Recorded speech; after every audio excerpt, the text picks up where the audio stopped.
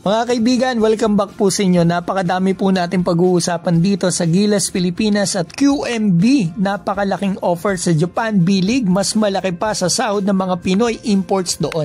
At Coach Tim Cone masaya at excited kay QMB sa Gilas together with Kai Sotto and AJ Edu. At nanghihinayang din dahil hindi ito umabot sa Asia Cup. Una sa lahat mga kaibigan, magpapasalamat po muna ako sa Power and Play at kay Sir Noli Ayala. Maraming salamat po. Na-interview po niya si Coach Tim Cone mga kaibigan at napag-usapan nila ang local na si QMB. Ito sinabi ni Coach Tim, pakinggan po natin. The bottom line is that we couldn't get that done before the FIBA. That's my biggest complaint about Quentin. I mean, Quentin, why couldn't you before the Asia Cup happened? I would have loved to happen in the Asia Cup. Timing of the gods. Timing of the gods, Coach. I know, man. Imagine if we could have had him in the Asia Cup. That would have been absolutely awesome.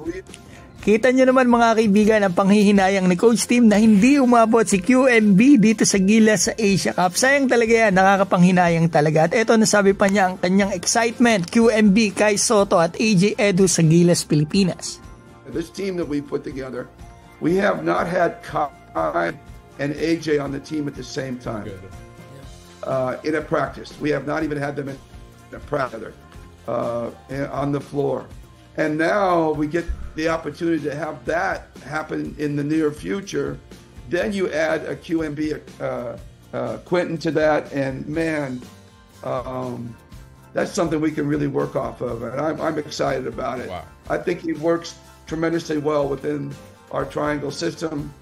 And talaga nga naman po nakaka-excite yan pag nagkasabay-sabay yung tatlo sa Gilas Pilipinas. At after po pala ma-interview ni Coach Tim, ang sumunod sa kanya na interview ni Sir Noli ay eto ang si Homer Saison. Maraming salamat po. At nasabi dito ni Homer na eto nga yung mga bagay na dapat yung malaman kay QMB. Now he can play for the national team. Pero meron din benefit para sa kanya, which is now he can play in international leagues outside of the Philippines, hindi ba?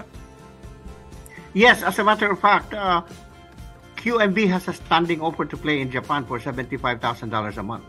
I cannot divulge you the team, but he is willing to forego that to play for Gilas in November. You have to have a stint in Gilas to be able to go to Japan. So may napakalaking offer po pala si QMB dito sa Japan B-League. At mga kaibigan, willing daw itong si QMB i-decline ito para sa Gilas Pilipinas. At alam din naman natin mga kaibigan, hindi siya basta-basta makakalaro doon nang hindi siya naglaro sa Gilas Pilipinas dahil isa ito sa requirements doon. At ito mga kaibigan, sa amin ni Sir Homer Saison ang sahod daw na offer dito kay QMB, $75,000 or $900,000 per year.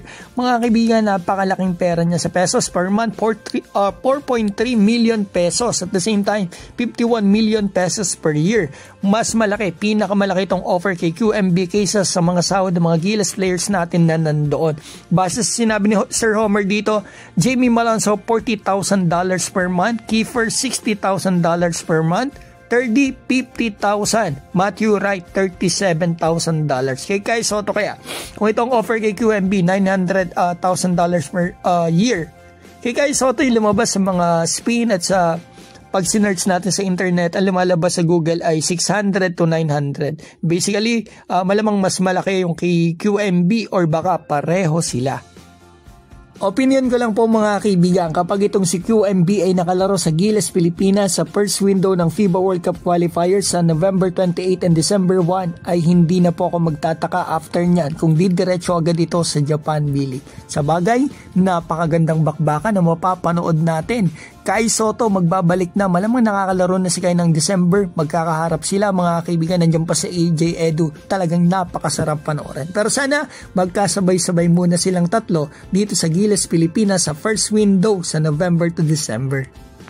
Once again, maraming salamat po Sir Noli Ayala and Homer Saison at binabati ko rin po si Riggy Sec, Alan Fa Manila, PJ Manso, Arthur Pablico, Edith Doromal, Art Apilado, Ron Man, PJ Manso, Tarokmet TV, Cyril Bales, Rapi Trajano, Romel Vergara, Junicio Rupo at Kulits TV. Mga kaibigan, maraming salamat po.